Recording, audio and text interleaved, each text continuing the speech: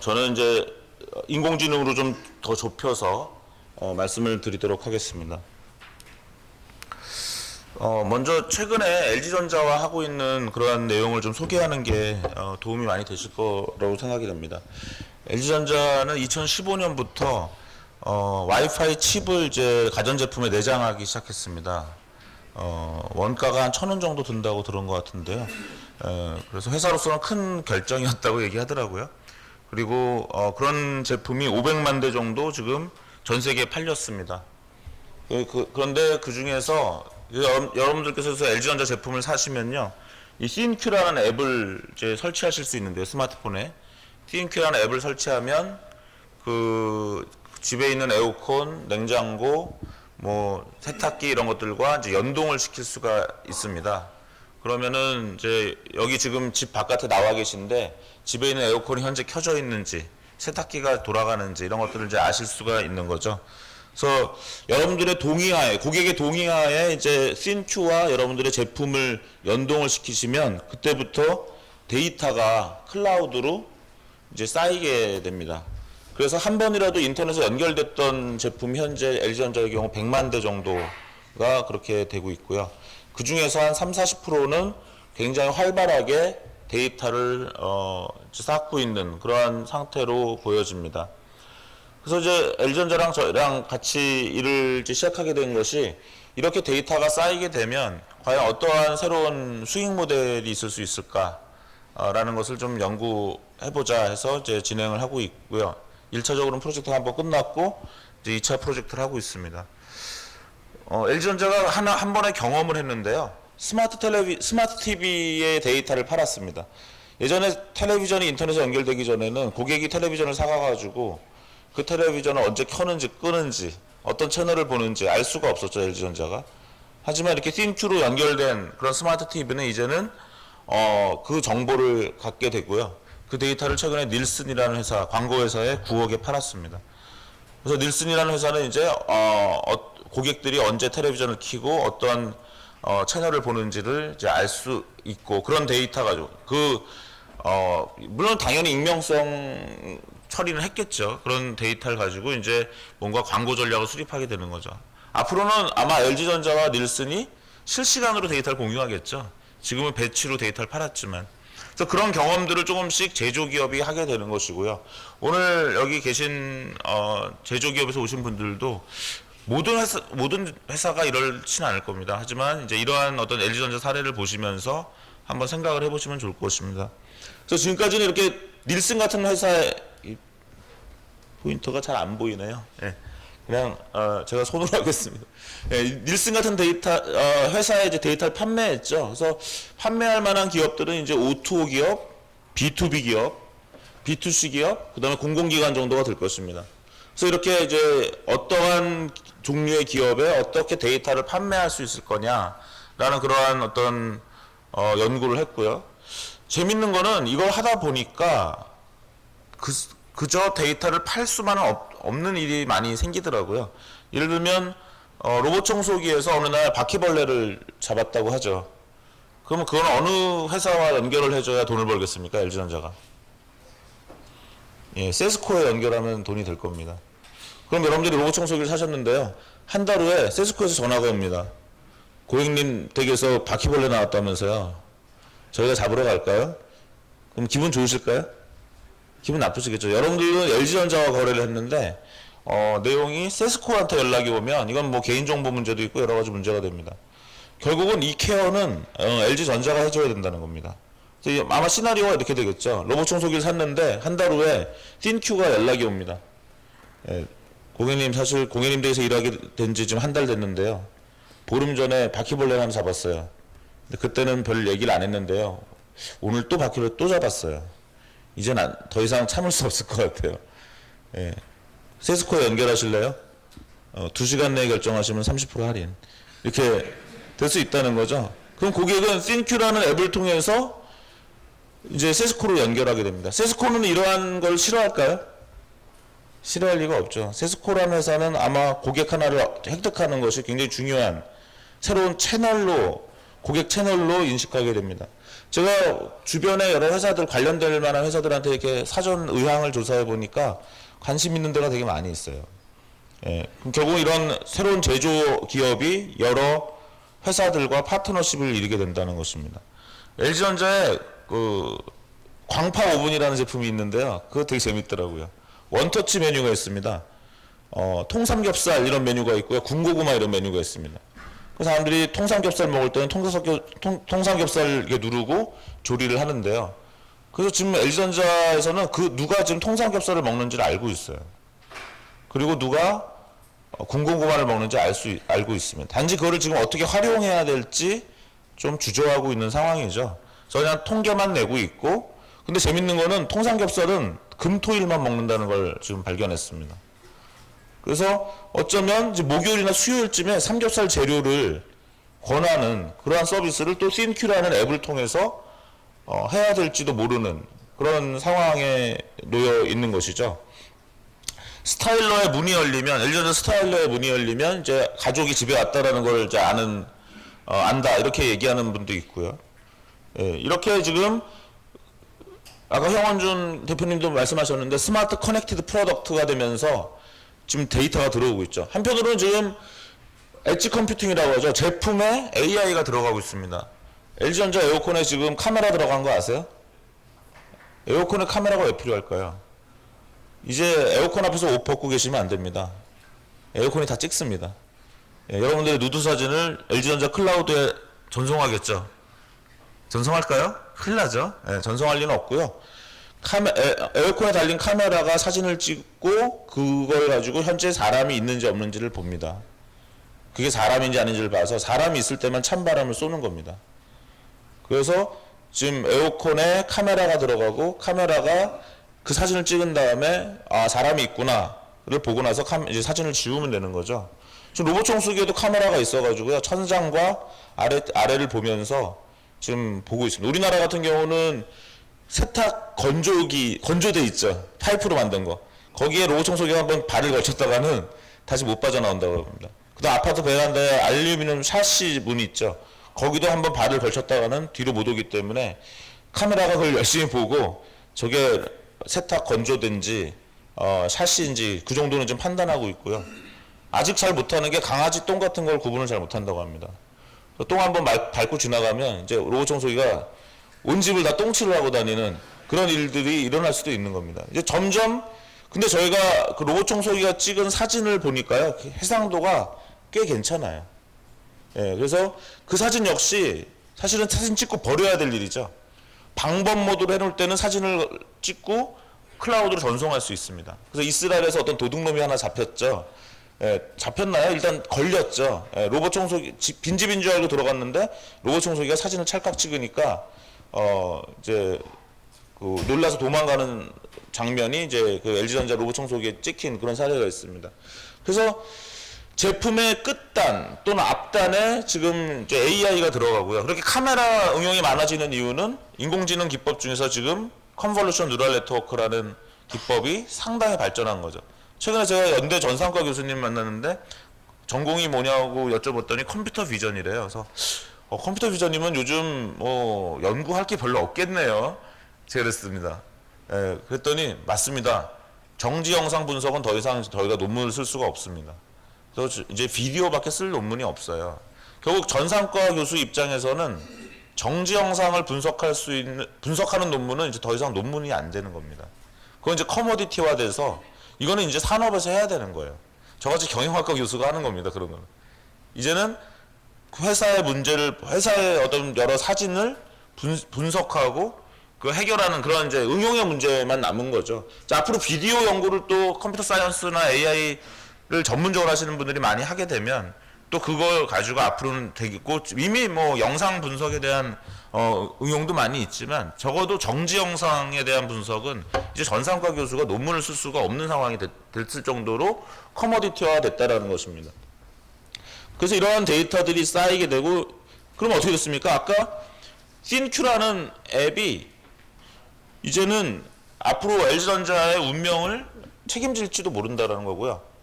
제가 오늘 좀 늦게 온 게 사실 평택에 LG전자 갔다 왔는데 거기 임원분들한테 그랬습니다. 앞으로는 띵큐라는 앱이 삼성전자나 화웨이의 전자제품과 연동해야 될 수도 있다. 그걸 준비하시라는 거고, 그러한 서비스를 먼저 기획을 하고 그 결과로 그것을 가능하게 할 도구로서 제품을 설계하셔라, 이런 말씀을 드렸습니다. 그래서 저희가 이 프로젝트를 하기 전에는 AI 기반 O2O 플랫폼이라는 그러한 생각을 전혀 하지 못했어요. 그런 비즈니스 모델이 있을 수 있다고 생각 못하고, 당연히 그냥 제조기업에서 나온 데이터를 B2B 기업들한테, 또 기업들한테 판매하는 모델 중에 어떤 것이 있을까 했는데, 결국은 그러한 LG전자가 이런 O2O 서비스까지 해야지 고객도 만족하고 파트너도 모으는 그런 플랫폼이 또 된다라는 것입니다. 어쩔 수 없이 해야 된다라는 거죠. 네, 그런 말씀들 드릴 수 있고, 여러 가지 시나리오가 있겠습니다만은, 오늘은 제가 이제 로봇 청소기 시나리오 하나만 소개를 했습니다. 네. 늘 또 기업이 뭐 데이터를 통해서 진화를 해야 되는 건 너무나 당연한 거죠. 이건 이미 LG전자에서 해왔던 일들이고요. 물론 여전히 아주 체계가 잡혀 있진 않아요, 기업들이. 그래서 도대체 엄청나게 엔지니어링 데이터를 쏟아내고 있습니다, 지금 제품들이. 그래서 그걸 인터넷으로 회사로 보내주긴 하는데, 이걸 어떻게 피드백해야 될지는 아직은 잘 모르고 계시는 측면도 있고요. 또 많은 제조기업이 앞단의 엣지 컴퓨팅에 대한 AI 전략을 아직까지 제대로 세우지 못하고 계세요. 현재는 많은 전자제품이 마이컴에서 돌아가잖아요. 하지만 그것이 점점 더 업그레이드 돼야 되고요. 그러니까 현재 많은 AI 라이브러리는 텐서플로우나 이런 데 또 되어 있습니다. 그럼 제조기업은 어차피 그거를 또 다시 짜야 돼요. 마이컴에서 돌아갔든 짜든가 다른 CPU에서 돌아갈 수 있도록 또 짜야 됩니다. 그 다음에 클라우드에서 AI를 돌리는 게 있고, 또 엣지 컴퓨팅에서 AI를 돌리는 게 있고, 이런 모델들이 계속 통합돼야 되는 여러 가지 이제 할 일들이 생겨난다고 보시면 되겠습니다. 그래서 뭐 아까 데이터를 통해서 꼭 돈을 벌지 않더라도 데이터를 통해서 내가 제품을 계속 진화시키는 과정에서도 사실 해야 될 일은 많이 있는 것 같습니다. 이렇게 해서 결국은 어떤 회사가 데이터를 어떤 B2B, B2C 이런 앞으로 여러분 공기청정기 데이터는 어디로 가겠습니까? 당연히 이제 학부모들이 내년 여름에는, 내년 봄에 또 얼마나 황사와 미세먼지가 심하겠습니까? 그러면 학부모들이 우리 아이들이 이제 공부할 때 정말 교실은, 학원은 공기 상태가 괜찮을까? 그럼 결국 그거는 공기청정기가 이제 데이터를 서비스를 해줘야 되고요. 내년부터는 또 포터블 공기청정기가 나온다고 하죠. 그러면 이제 사람들이 이제 마치 손풍기 들고 다니듯이 공기청정기를 들고 다닐 겁니다. 노래방을 가든 뭐 어디를 가든 들고 다니면서 이제 그럼 그것이 또 전국의 공기질 데이터를 이제 형성하게 되고요.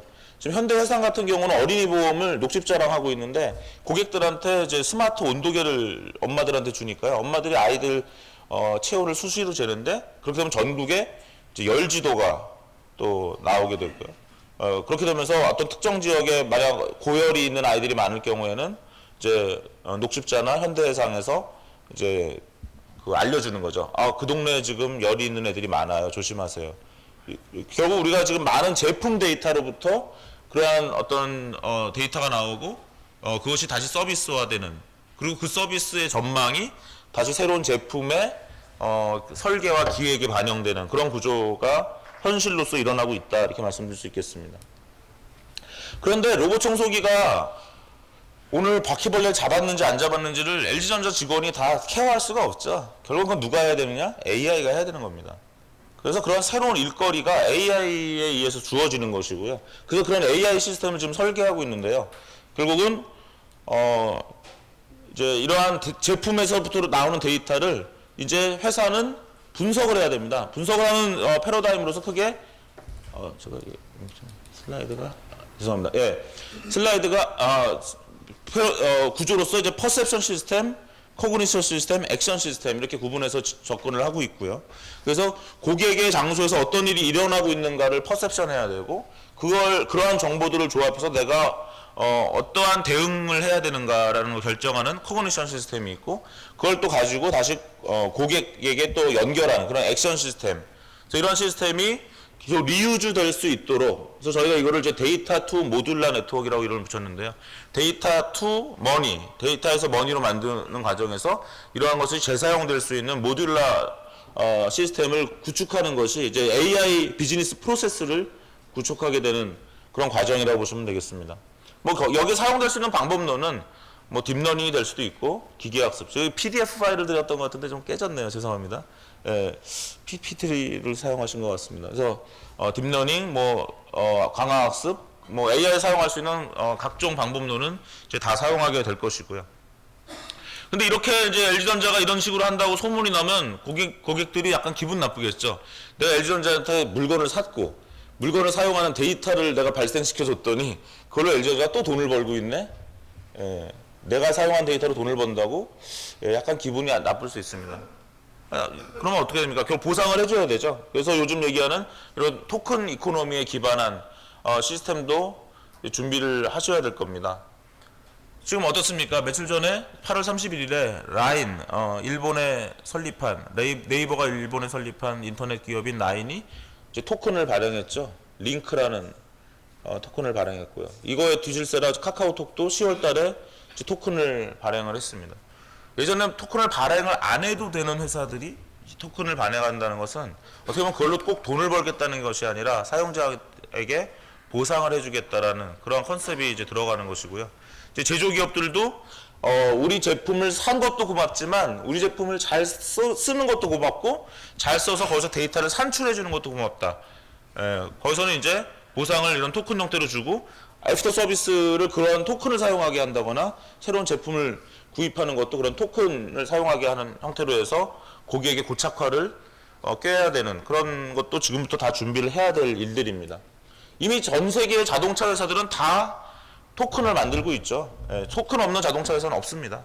심지어는 현대자동차 그룹 산하에서도 현대페이라는 회사가 생겨서 어떻게 됐습니까? 그 현대페이라는 회사는 이제 슬로건이 비욘드 휴먼 페이죠. 사람과 사람 사이에 결제하는 그런 거 하지 않겠다는 겁니다. 비트코인이 커피나 피자를 먹는 데 사용되는 것이 아니라 다른 데 사용된다는 거죠. 요 얘기는 들어보셨습니까? 포드가 지난 3월 달에 등록해가지고 공개된 특허죠. 뭐냐면 앞차를 추월할 때 이제 하는 건데요. 고속도로나 이런 데서 앞차 추월하고 싶으면 어떻게 하십니까? 하이빈 키시나요? 빵빵 누르시나요? 비켜줍니까? 더 기분 나빠서 안 비켜주죠. 근데 포드사가 낸 특허는 앞차를 추월하고 싶으면 앞차한테 이제 암호화폐를 준다는 거죠. 그래서 500원 줄 테니까 좀 비켜주세요 하는 겁니다. 그래서 500원이 좀 더 줘 그러면 뭐 앞차에서 다시 메시지가 오겠죠. 1000원 줘야 비켜줄게. 이렇게 될 수가 있는 겁니다. 이게 포드사가 지난 3월에 이제 등록한 특허고요.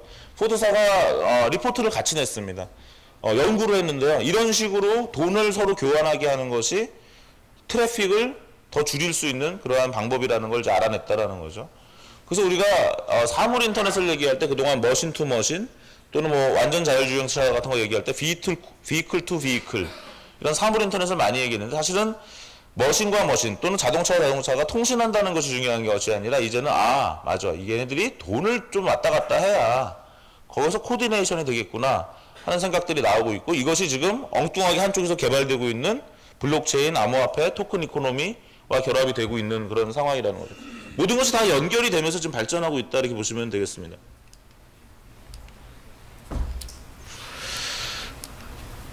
이게 이제 그래서 저희 연구팀에서 지금 바퀴벌레 사진을 엄청 모으고 있어요.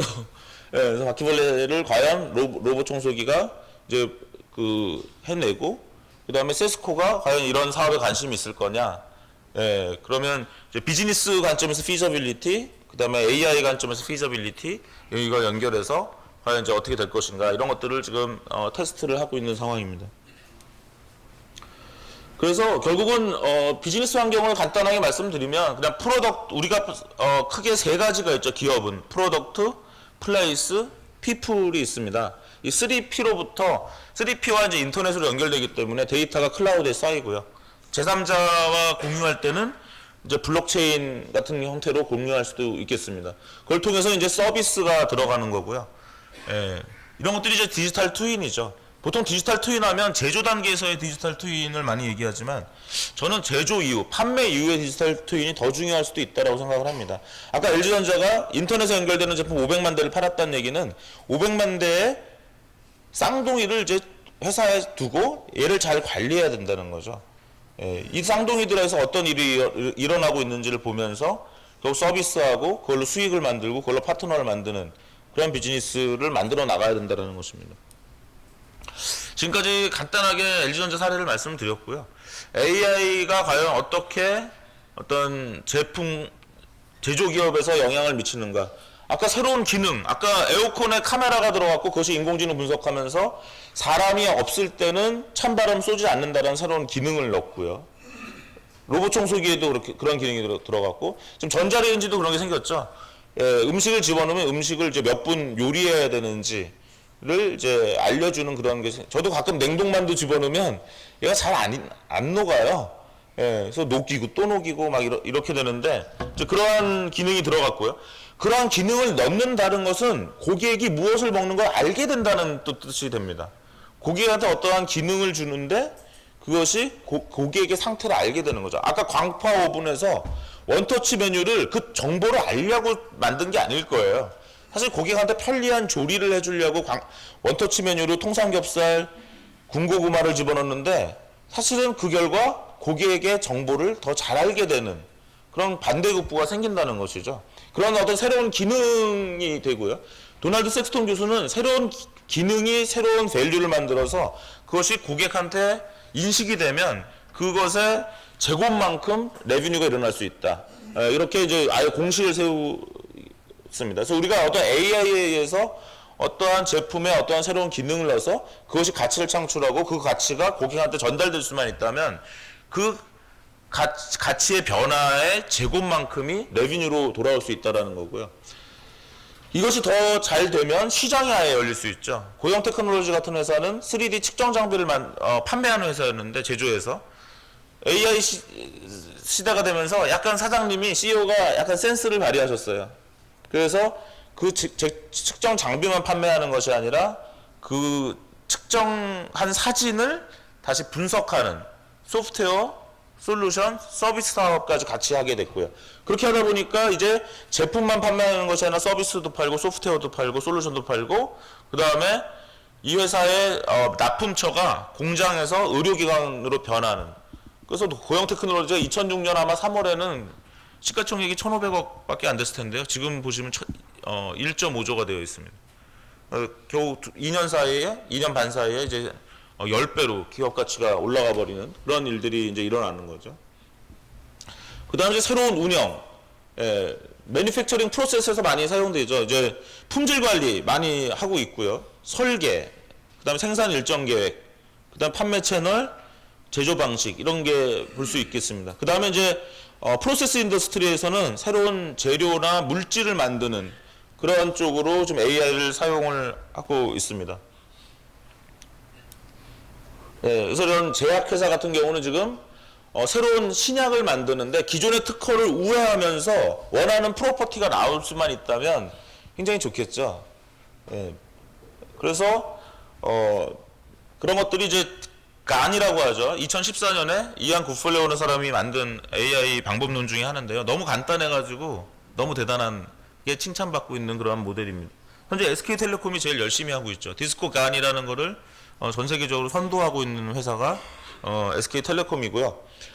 지금 이제 이 간은 뭐냐면 두 개의 뉴럴 네트워크를 붙여가지고 그림이 빠졌네요. 두 개의 뉴럴 네트워크 붙여가지고 어떤 새로운 것을 만드는 겁니다. 예를 들면 오드리 헵번이 눈물을 흘리는 사진은 있고 우산 쓰고 있는 사진은 있는데 우산을 쓰고 눈물을 흘리는 사진은 없다고 치면 그 두 가지를 이제 합성을 해서 오드리 헵번이 울면서 우산을 쓰고 있는 사진을 만들어낼 수가 있는데요. 이런 것들이 방금 말씀드렸던 어떤 제약이나 화학물질 분야에서 사용되는 방법이라고 보시면 되겠습니다. 저희 경희대학교 물리학과 교수님들의 절반이 이제 AI를 연구하고 계세요. 그래서 물리학의 방법론 자체가 이제 AI를 활용하는 그런 쪽으로 가고 있고요. 그런 것들이 아까 말씀드린 뭐 제약이나 화학도 마찬가지로 많은 변화가 있는 것으로 알고 있습니다. 그래서 예전에는 우리가 이거 건초도미에서 바늘을 찾는 문제라고 보통 얘기했다면 이제 제약이 이제는 바늘을 그냥 제너레이션하는 그런 문제로 보기 시작했다라는 것이고요. 보청기를 한번 보시면 재밌는 것 같아요. 보청기의 역사를 제가 와이덱스라는 회사에 가서 한번 강의를 할 일이 있었습니다. 덴마크 회사더라고요. 그래서 보청기 회사에서 강의를 해야 되기 때문에 보청기의 역사를 한번 알아봤는데요. 100년 전에는 저렇게 왼쪽에 옛날 청진기 같은 보청기가 있었습니다. 오른쪽 위에 있는 보청기는 진공관 보청기더라고요.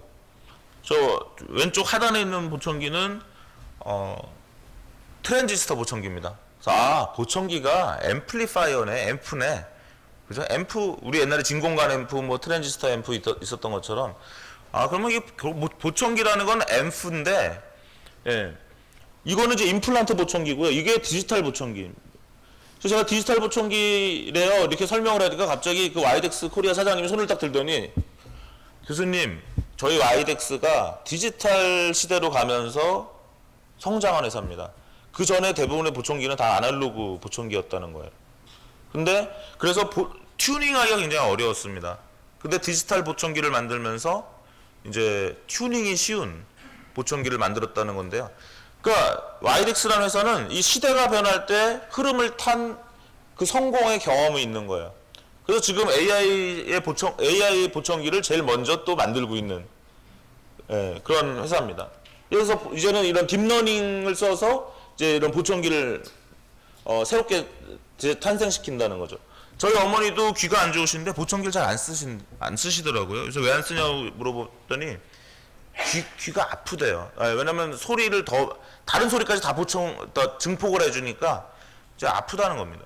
근데 이제 AI 보청기가 되면은 이제 사람 목소리만 더 그 중에서 끄집어내서 사람의 목소리만 증폭을 하기 때문에 이제 귀가 덜 아프시겠죠. 그래서 우리 귀가 이렇게 못생기죠. 이렇게 이상하게 생긴 이유가 여러 사이렌 소리, 사람들 대화, 뭐 개 짖는 소리 이런 게 다 합쳐서 들어와도 얘가 이제 파동을 이렇게 구분해내는 능력들이 이제 있는 건데요. 보청기는 지금 그 능력이 없죠. 근데 그 능력을 이제 갖게 만들어 나가는 데에서 인공지능 기법들이 사용되고 있습니다. 그래서 많은 기업들이 마치 우리 삼성전자 같은 경우 어떻습니까? 20년 전에 삼성전자는 세계 10대 기업이 아니었죠. 아마 소니나 도요타가 들어갔었을 겁니다. 하지만 지금 현재 세계 10대 기업에는 일본 기업이 하나도 안 들어가 있어요. 한국에서는 유일하게 삼성전자. 오늘 형원준 대표님이 오셨지만 사실 형원준 대표님의 동생과 제가 친구입니다. 그 친구가 만든 게 뭐냐면 싸이월드예요. 싸이월드가 만약 성공했다면 어떻게 됐을까요? 세계 10대 기업이 하나 더 생겼죠.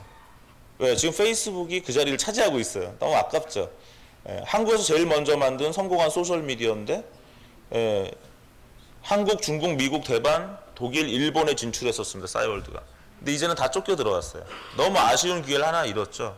근데 그래도 삼성전자가 하나 남아 있습니다. 그죠? 삼성전자가 아날로그 시대에서 디지털 시대에 잘 적응했죠. 우리가 그 당시에 한국이 산업화는 늦었지만 정보화는 앞서가자라는 그런 구호가 엘리트들 그룹이 있었고 모든 시민들, 국민들을 그렇게 리딩했어요. 지금 정부는 그런 게 없습니다. 암호화폐 블록체인 탄압해가지고 아까 현대페이라는 회사가 어느 나라 회사입니까? 스위스 회사입니다. 지금 블록체인 암호화폐 회사는 다 스위스, 에스토니아, 싱가포르에 회사를 세우고 있죠. 법인세 거의 다 내야 되고요. 스위스 사람들 3명씩 꼭 고용해줘야 됩니다. 그래서 사실은 이제 그 아날로그에서 디지털로 갈 때는 삼성전자 같은 회사가 잘 적응해서 세계 10대 기업 하나가 된 거고요. 당시 DJ와 노무현 시대에 인터넷이 융성하면서 싸이월드 같은 회사도 나왔던 건데 아쉽게 우리가 글로벌라이제이션에서 실패를 한 상황이고요. 지금 AI로 가는 과정에서 또 기회가 있다고 생각합니다. 제조업이 디지털에서 AI로 전환을 하고 많은 또 그런 것들이 이제 블록체인, 암호화폐 이런 것들과 결합이 되면서 아마 흔히 말하는 4차 산업혁명 뭐 이런 게 되는 거 아닌가 저는 그렇게 보고 있습니다. 그래서 이게 아날로그 시대에서는 시간이 지나면서 퀄리티가 떨어졌어요. 근데 디지털 시대라는 거는 퀄리티가 적어도 메인테인 되죠. 카피되니까요. 근데 AI에서의 퀄리티라는 건 뭐냐면 이제 유저가 사용하면서 오히려 임프루브 되는 겁니다. 아까 보청기로 얘기하면 아날로그 시대 보청기는 튜닝이 어려웠는데 디지털 시대 보청기는 튜닝이 쉬워진 것이고, 그다음에 AI 시대 보청기는 튜닝이 필요 없어진다는 거예요.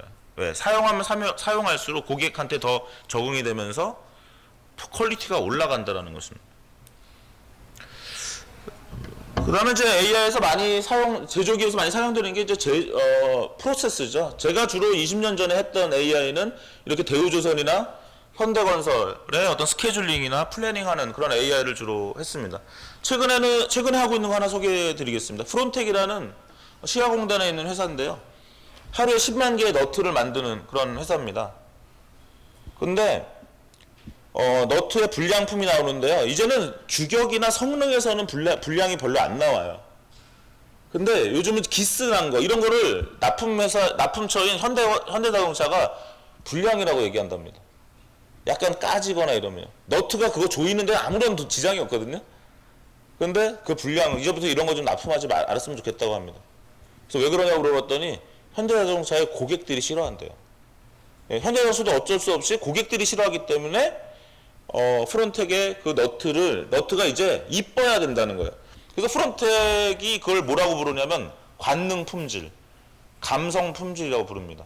그래서 이제는 고객의 관능 품질과 감성 품질을 맞춰줘야 된다라는 거죠. 이 기존의 비전 검사기로는 할 수가 없어요. 그 기존의 비전 검사기 회사 사장님한테 얘기했더니 아유 그건 안 됩니다. 어렵습니다. 이렇게 얘기를 한다는 거예요. 그래서 저희 팀이랑 좀 같이 하고 있습니다. 그래서 근데 이게 하루에 10만 개 만드는데요. 불량품이 50개밖에 안 나와요. 예, 그래서 그래도 한 100일 분량을 내면 어떻게 됩니까? 5,000개 사진이 나오겠죠? 저희가 현재 1,000개, 이게 이제 너트가 이렇게 생산이 되면요. 쭉 올라가서 뚝 떨어집니다. 그러면 유리 원판에 떨어지는데, 떨어지는 순간에 위에서 사진 한 장을 찍어요. 그 다음에 돌면서 밑에서 사진 한 장을 찍고요. 그 다음에 너트에 나사선이 제대로 들어갔는지 보기 위해서 45도로 사진을 찍습니다. 3장의 사진을 통해서 통과를 해야 정품이 되는 거예요. 근데 그게 지금 좀 부정확해서 정품인데도 정품이 아니라고 하는 경우도 많고 뭐 이런 상황인데요. 이제 이런 것들을 이제 요즘 많이 발전한 딥러닝으로 풀죠. 아까 말씀드린 것처럼 정지 영상을 분석하는 딥러닝은 이제 전산과 교수는 별로 안 해요. 근데 그러면 많은 회사에서 그냥 쉽게 할 수 있느냐? 쉽게 하진 못해. 저희도 해보니까 지금 될지 안 될지 조마조마한 상태에서 하고 있습니다. 일단 윗면 사진 1,000장을 받았고요. 아랫면 사진 1,000장을 받았어요. 아직은 잘 안 돼요. 근데 그럼 육안으로도 구분이 되는가? 구분이 안 돼요. 회사에서 뭐라고 얘기하느냐? 아 맞아요. 육안으로는 불량인데 사진에서 구분이 안 되죠. 어떻게 할 겁니까? 그러면 예. 그랬더니 카메라를 또 바꾸겠습니다. 그래서 지금 저희랑 프론텍은 굉장히 긴밀하게, 그러니까 회사의 하드웨어도 바꿀 각오를 하면서 또 데이터를 분석하는 AI 모델을 만드는 팀의 AI 모델을 만들면서 긴밀하게 협조하는 그런 것입니다. 딥러닝 프로젝트는 무조건 성공한다는 보장은 없어요. 하지만 이제 도전을 하는 거고요. 그렇게 하는 과정에서 이제 노하우를 쌓아간다 이렇게 보시면 될 것 같습니다. 예, 그리고 재밌는 거는, 제가 여기는 빠졌는데, 중국 논문이 엄청 많습니다. 예, 지금 AI의 고급 분야도 중국 논문이 많고요. 스마트 제조 쪽에도 중국 논문이 많아요. 제가 25년 전 썼던 이 AI 매거진에 게재한 이 논문이 중국 사람들이 엄청 봤습니다. 제가 마음이 조마조마했어요, 사실은. 여기 중국 분들 계시겠지만, 예. 그러니까 중국의 조선공업을 솔직히 제가 발전시켰다고 생각하기도 해요. 예. 굉장히 많은 레퍼런스가 들어갔어요. 그러니까 왜냐면 당시에 대우조선은 정말 세계 최고의 조선 기업이었고 여유가 있었던 기업이거든요. 그러니까 AI에 투자했고 생산 스케줄링을 좀 더 잘하기 위해서 AI 투자했는데 그 논문을 이제 미국의 인공지능 응용상을 받다 보니까 많이 노하우가 좀 노출됐죠, 사실은. 예. 그래서 그거를 또 중국 사람들이 많이 보고 사실 배운 면도 있습니다. 근데 지금은 상황이 역전됐어요. 제가 아까 프론텍이랑 하는 그러한 프로젝트를 좀 잘하려고 논문을 찾아보니까 다 중국에서 굉장히 많은 논문을 이미 쓰고 있습니다. 스마트 제조 분야에서도. 그래서 이번에 삼성이 정부가 잘 못하고 있는 분야에서 그러한 스마트 제조를 도와주겠다. 뭐 이런 것들도 사실은 지금은 이제 정부뿐만 아니라 이런 삼성 같은 대기업들이 또 여러 중소기업과 같이 협업하면서 그다음에 현실에 있는 그 분들을 교육해가면서 이렇게 해야 되는 지금 그런 상황이라고 보겠습니다. 제가 하고 있는 프로젝트 중에 요 하나만 더 설명을 드리면 이건 건설회사입니다. 건설회사인데 건설회사에서 물량을 산출하고 그다음에 그것의 단가를 계산해서 예산을 세우는 게 굉장히 한 석 달 정도 쓰는 일이더라고요.